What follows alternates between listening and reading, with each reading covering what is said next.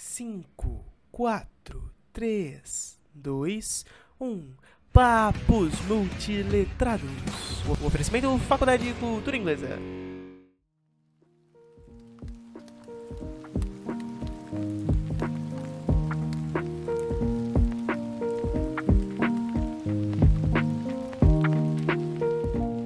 Bom dia, boa tarde, boa noite, não importa onde, quando você esteja ouvindo isso, o que importa é a sua presença e a sua participação. Muito obrigado por estar aqui hoje. Eu sou Gabriel Maia, fundador e apresentador do podcast Papos Multiletrados, e hoje nós vamos conversar sobre um tema fantástico, um tema super atual, e faço essa previsão, faço essa aposta que daqui a um tempo esse tema vai ser cada vez mais atual e cada vez mais importante, que é a perspectiva Clio dentro do bilinguismo e a pedagogia dos multiletramentos, construindo uma educação para o futuro. Então, nesse podcast nós vamos falar sobre esses dois tópicos e tentar relacionar e tentar investigar quais são as relações entre eles, certo? Como base central desse episódio, nós teremos três principais partes. A primeira parte vai ser onde nós vamos explorar um pouquinho sobre a pedagogia dos multiletramentos. Vamos começar com a definição de letramento, vamos depois partir para a ideia de multiletramentos, falar um pouco sobre as suas definições e objetivos. Num segundo momento, nós vamos falar sobre a perspectiva Clio dentro do bilinguismo, autores e autoras que estudam a perspectiva Clio e o bilinguismo como um todo. E num terceiro momento, nós vamos construir laços entre esses dois tópicos, ok? Então, fica comigo até o final, bora para a primeira parte.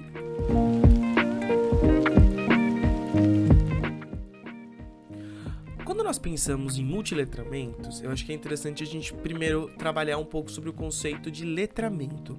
A professora Roxane Rojo, da Universidade de Campinas, a Unicamp, ela vai trabalhar com a ideia de letramento como sendo uma prática social. Então, diferentemente da alfabetização, que está mais voltada para a decodificação dos signos linguísticos, matemáticos, etc., o letramento ele envolve uma prática social, ou seja, não tem a ver com uma questão mais abstrata, e sim com uma questão prática.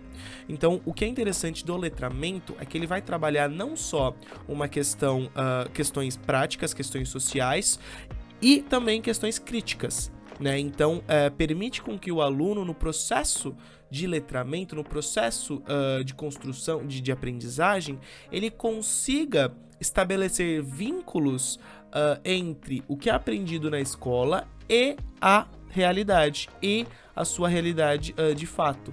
Então, o letramento ele se constitui numa prática social, basicamente isso. Quando nós pensamos em multiletramentos, nós estamos pensando em múltiplas em diferentes práticas sociais envolvidas no processo de ensino e aprendizagem por meio do uso de tecnologias que emergem no mundo atual, né? Segundo a professora, a pedagogia dos multiletramentos tem como função preparar cidadãos que estejam aptos a lidar com as demandas tecnológicas, culturais e sociais que emergem nos processos contemporâneos. O que é interessante dos multiletramentos é que essa ideia de multi não é só sobre letramento, sobre práticas sociais, mas também sobre culturas, sobre diferentes culturas, diferentes formas de enxergar a realidade, uma vez que a ideia do multiletramento, a pedagogia dos multiletramentos, é uma pedagogia que foca muito mais em ter o aluno como um protagonista do seu processo de ensino e aprendizagem. Nesse sentido, a gente pensa num ensino e num aprendizado colaborativo, onde o professor ele tem um papel, digamos, não secundário, mas um papel de liderança naquele processo, junto com os alunos. O professor ele é o responsável pelo processo de aprendizagem, mas ele tem os alunos como protagonistas deste mesmo processo. O que é interessante sobre os multiletramentos é que essa pedagogia conversa muito com as ideias do Freire. Eu acho que também é por isso que ele é tão aceito no Brasil nos dias de hoje, porque muitos professores, muitos docentes têm o Freire como um guia, né? Afinal, ele é o patrono da educação brasileira, como muitos, como acho que já é oficialmente aceito né, o Freire como patrono da educação brasileira. Nesse sentido, as ideias a pedagogia dos multiletramentos conversa com as ideias do Freire na medida em que ela tem como objetivo a formação de alunos críticos, alunos livres e alunos que sejam responsáveis pelo processo de ensino e aprendizagem. Então, diferente de uma pedagogia mais tradicional, uma pedagogia talvez mais behaviorista, onde o aluno ele não tem nenhum papel de ação em relação ao seu processo de aprendizagem, a pedagogia dos multiletramentos vai dizer não, os alunos são responsáveis pelo seu processo junto com o educador. Sem contar no fato de que trabalhar com a pedagogia dos multiletramentos é também trabalhar com a construção de textos e a construção de aulas que conversem com mais de uma disciplina, né? Naquilo que o Freire, ele inicia esse conceito, mas ele não cunha esse conceito de transdisciplinariedade, mas ele, digamos, dá o start para um conceito que postumamente será desenvolvido pelos educadores Brasil afora, né? Que é o conceito, como eu disse, de transdisciplinariedade, ou seja, de você ter uma aula, você ter um processo de aprendizagem onde as disciplinas que fazem parte, que constituem o currículo escolar, elas conversem entre si, naquilo que a própria professora também chama de textos multimodais, né? Ou seja, textos com diferentes modos, diferentes digamos, entendimentos da realidade, entendimentos da sociedade e textos que conversem com outras disciplinas, com outras áreas do conhecimento, né? O que é interessante também da pedagogia dos multiletramentos é que isso vai trabalhar com uma forma, vai conversar muito com as ideias do Edgar Morin, né? E a sua teoria da complexidade, onde o Morin ele diz que a complexidade, que a educação, que o pensamento científico ao longo do tempo ele foi sendo fragmentado, né? E aí o Morin, quando funda a teoria da complexidade, quando cunha esse termo, numa tentativa de fazer com que os saberes eles se religuem, né? Ou seja, a ideia da parte do todo. E eu acho que a disciplina, a pedagogia dos multiletramentos, ela vai tentar fazer esse religamento, essa religação, perdão, com com as diferentes áreas do conhecimento, na medida em que os textos multimodais, eles juntam, eles trazem, eles abarcam diferentes conteúdos, diferentes disciplinas, se a gente pode pensar em diferentes conhecimentos, numa aula só, num processo de aprendizagem único. Então também a retomada de conhecimentos, a retomada de elos que foram sendo perdidos ao longo do tempo. Então é muito interessante essa pedagogia dos multiletramentos, pensando num futuro crítico, pensando na formação de cidadãos críticos e cidadãos que consigam, e aí é um dos principais objetivos da pedagogia dos multiletramentos, segundo a professora Fernanda Liberari, que a gente consiga, de certo modo, fazer com que os nossos alunos, os alunos que são formados sob essa pedagogia, consigam ter uma participação na polis, sejam aptos a lidarem com as demandas do mundo moderno, sejam essas demandas tecnológicas, sejam essas demandas sociais, né? Demandas de um mundo cada vez mais globalizado, de um mundo cada vez mais conectado, e a pedagogia dos multiletramentos conversa com essa conexão, como eu acabei de dizer. Então, agora falamos sobre multiletramentos, vamos tentar falar um pouquinho sobre o bilinguismo e a perspectiva CLIL. Tá, é que primeiro, vamos falar um pouquinho sobre o processo de expansão do bilinguismo no Brasil, que está cada vez mais em alta, mas é importante a gente salientar que a esmagadora maioria dos institutos bilíngues estão concentrados na rede privada de São Paulo, da cidade de São Paulo. A gente pensar num processo de expansão bilíngue, primeiro, na rede pública, não existe. Não há esse processo ou esse projeto de universalização do bilinguismo. Isso não existe. Isso é um produto, né? E se é um produto no capitalismo, ele é comprado por alguém, certo? Ele é comprado à medida que o bilinguismo ele se torna alvo de narrativas como, por exemplo, é uma solução, é a segurança de um futuro próspero, é a segurança de que seu filho vai prosperar, né? Então acaba virando até uma ideia, tem-se essa ideia mercadológica e meritocrática acerca do bilinguismo. E isso é utilizado por institutos de idiomas, institutos bilíngues, né? E aí a gente fala de escolas regulares mesmo, que nos últimos anos, nas últimas décadas, vem adotando o currículo bilíngue, vem sendo transformadas em institutos bilíngues. E primeiro, isso gera um custo, isso duplica o valor da mensalidade, né, das escolas. Então, mais uma vez, você tem uma barreira social para que a população mais pobre, que é a grande parte da população constituinte, não só da cidade de São Paulo, mas do território brasileiro como um todo, não consiga ter acesso a uma educação bilíngue, né? E além de que essa educação bilíngue, ela vai ser utilizada como ela tem o seu processo, a sua ideia subvertida.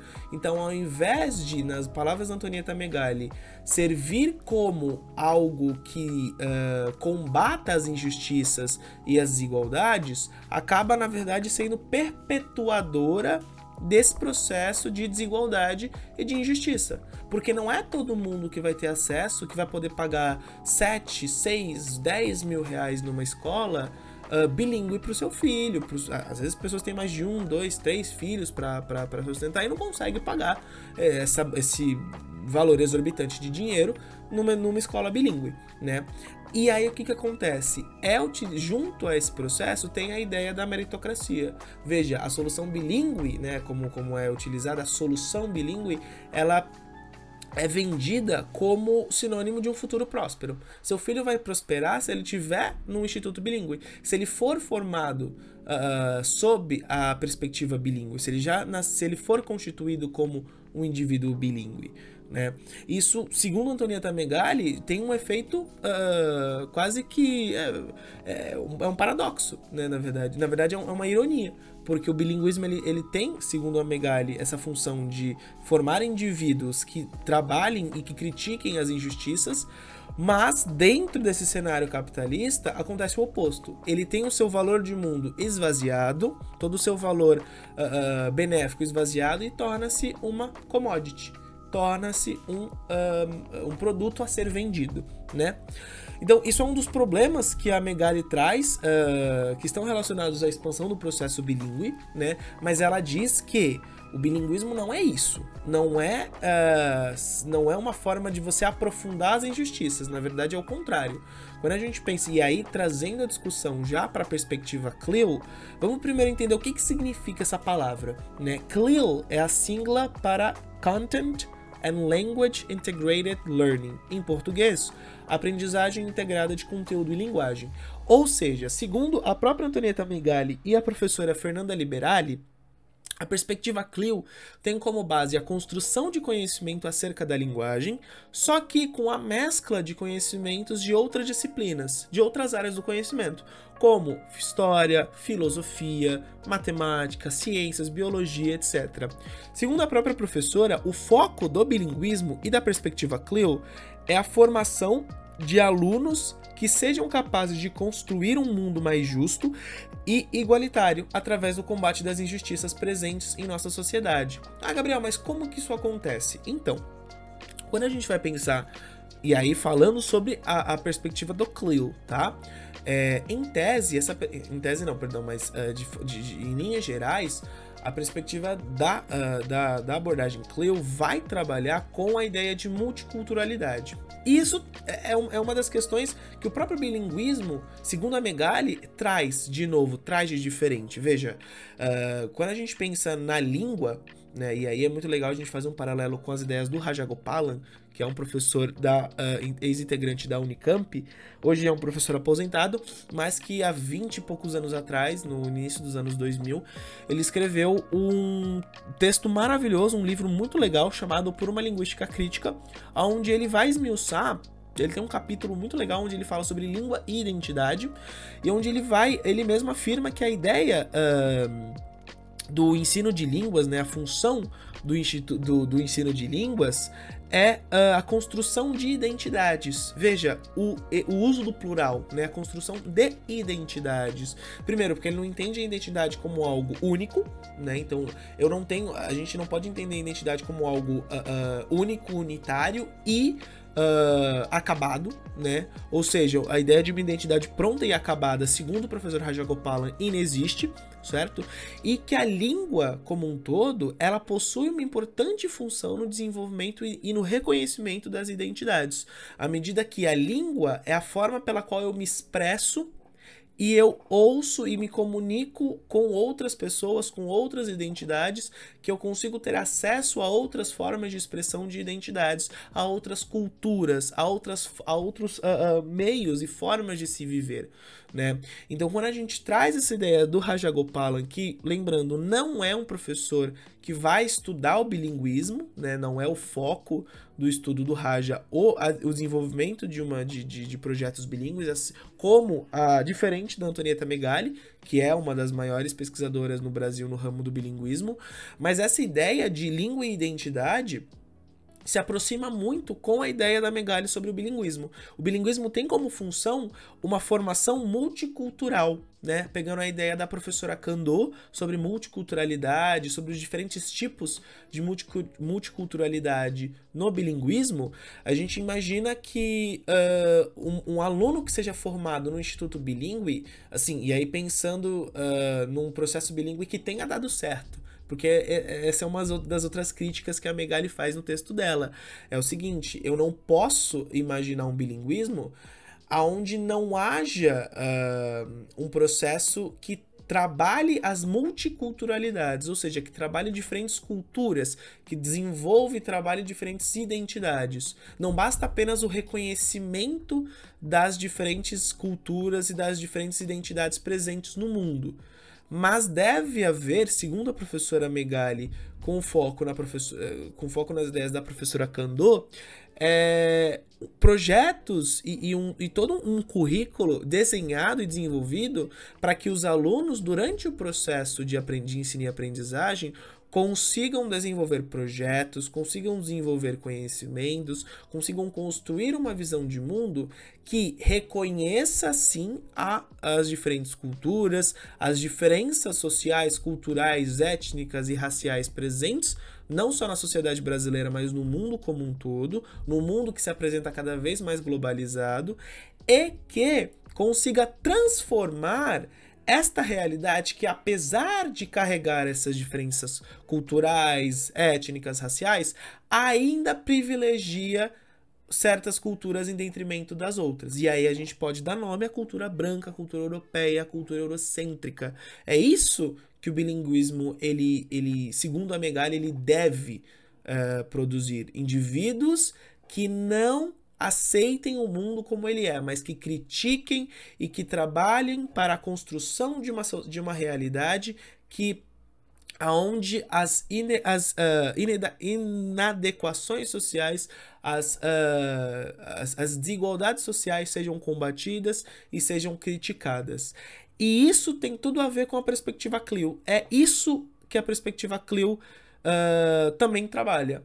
É você utilizar a língua junto com o conhecimento de mundo que é multicultural, que trabalha e que conversa com diferentes identidades, que trabalha e conversa com diferentes culturas. Isso é o que a professora Megali e que a professora Fernanda Liberali vão falar no texto dela sobre CLIL through Critical Lens, né? Então, a perspectiva CLIL através de lentes críticas, né? Um texto onde eles vão analisar alguns materiais didáticos de institutos de idiomas e tentar averiguar se há, por parte desses materiais didáticos, o desenvolvimento da perspectiva CLIL, o que é também uma das coisas que a própria Megali traz no texto dela. Veja, por mais que eu tenha instituto de idiomas se dizendo bilíngue, se dizendo portadores dessa solução bilíngue, muitos deles não têm um projeto estabelecido, institucionalizado de desenvolvimento de um currículo bilíngue, digamos, um currículo bilíngue de qualidade, né, que trabalhe com essas ideias que eu mencionei agora há pouco e que a professora Megali acredita que sejam as corretas, né? E acaba virando apenas uma aula de português, matemática e outras disciplinas apenas em inglês. E não há essa formação crítica dos indivíduos. Então o indivíduo ele sai bilíngue, ele sai da escola, ele se forma na escola bilíngue, mas não tem esse quê crítico, mas não tem essa preocupação de transformar a realidade a partir do reconhecimento dessas diferentes culturas e do reconhecimento dessas desigualdades sociais, culturais, étnicas, enfim. Então, até aqui, gente, a gente fez um panorama entre o que seriam os multiletramentos e a perspectiva CLIL dentro do bilinguismo. Vamos falar um pouquinho sobre como que a gente pode relacionar essas duas, porque eu acho que vocês já conseguiram perceber que existe sim muita relação, né, muitas relações, muitas conexões entre a pedagogia dos multiletramentos e o bilinguismo e a perspectiva CLIL. Né? A gente conseguiu perceber sim algumas nuances, né? Inclusive palavras que eu utilizei para descrever um, eu utilizei para descrever o outro. Então agora a gente vai vamos partir para a terceira parte do podcast, que foca em tentar entender como que as duas, e se é possível a gente conseguir trabalhar as duas, né, de uma forma relacionada, a fim de trazer uma educação mais crítica, uma educação mais libertadora. Então, partindo para a terceira e última parte do nosso podcast de hoje, vamos tentar trabalhar, eu pensei aqui em 5 principais relações que nós podemos fazer entre a pedagogia dos multiletramentos e a abordagem CLIL. Né? A primeira delas é a integração de conteúdo e linguagem, né? Ou seja, o CLIL ele propõe o ensino de conteúdos, né? Então o ensino das disciplinas que a gente tem na escola, ciências, histórias, matemáticas, etc., por meio de uma língua adicional, né? Que é o foco do bilinguismo, é você ter um currículo bilíngue que trabalhe os conteúdos curriculares sob a ótica de 2 diferentes línguas, né? Os multiletramentos, eles reconhecem que o letramento vai além do código escrito, como eu havia citado no começo, e inclui a compreensão de diferentes linguagens, tendo como foco as ações sociais, né, constituindo práticas sociais. Então, ambos valorizam a linguagem em uso, ou seja, a aprendizagem por meio de contextos gerais, o que favorece o desenvolvimento de letramentos múltiplos e situados, né? Isso é extremamente importante quando a gente pensa na relação entre conteúdo e linguagem sob a ótica das duas abordagens. Pensar também naquilo que eu acho que é uma das principais relações, que é a abordagem sociocultural. As duas perspectivas, elas entendem a linguagem como uma prática social, tanto os multiletramentos quanto o approach do CLIL, né? Como a gente falou agora há pouco, a ideia de língua e identidade, língua e sociedade, língua e cultura, né? O CLIL ele favorece o aprendizado em contextos culturais diversos e os multiletramentos valorizam a diversidade cultural, linguística e principalmente semiótica, né? Ao trabalhar com diferentes tecnologias que surgem nesse mundo globalizado, né? Que surgem nesse mundo pós-moderno.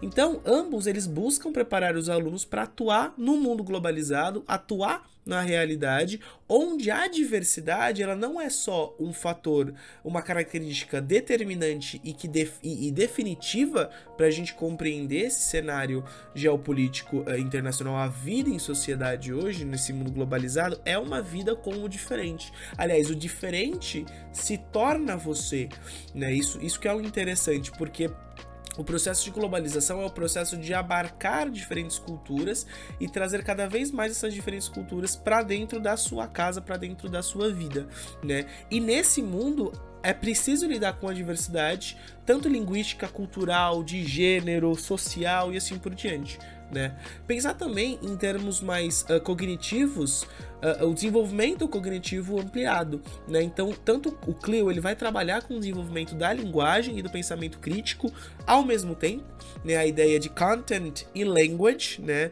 Sendo trabalhadas juntas. Já os multiletramentos favorecem o pensamento crítico ao lidar com os textos multimodais e com as práticas sociais, né? Aquilo que a gente trouxe também quando a gente falou sobre multiletramentos. Então, ambas as abordagens, elas promovem a autonomia dos alunos, né?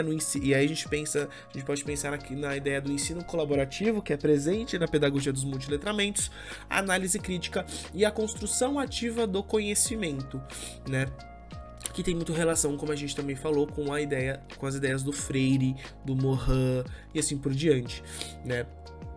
A gente também pode pensar na ênfase a ênfase na comunicação significativa, ou seja, Clio vai incentivar a comunicação autêntica na língua que está sendo estudada, né, que eles chamam de língua-alvo, né, com foco na proficiência e no conteúdo, certo? Na língua, no desenvolvimento da língua e do conteúdo, enquanto os multiletramentos incentivam a leitura e produção de textos multimodais, considerando sempre o contexto, o propósito e a audiência. E eu acho que é uma das coisas mais interessantes sobre o multiletramento é que você pode e você deve trabalhar os multiletramentos, e aí, segundo a própria professora Roxane Rojo, ela vai trazer essa ideia de que você trabalhar a pedagogia dos multiletramentos sobre óticas específicas, não isoladas, mas práticas sociais específicas, porque você consegue trabalhar ela de uma forma mais interessante, de uma forma mais desenvolvida, e fica mais fácil para os alunos entenderem, né, e internalizarem essas práticas e desenvolverem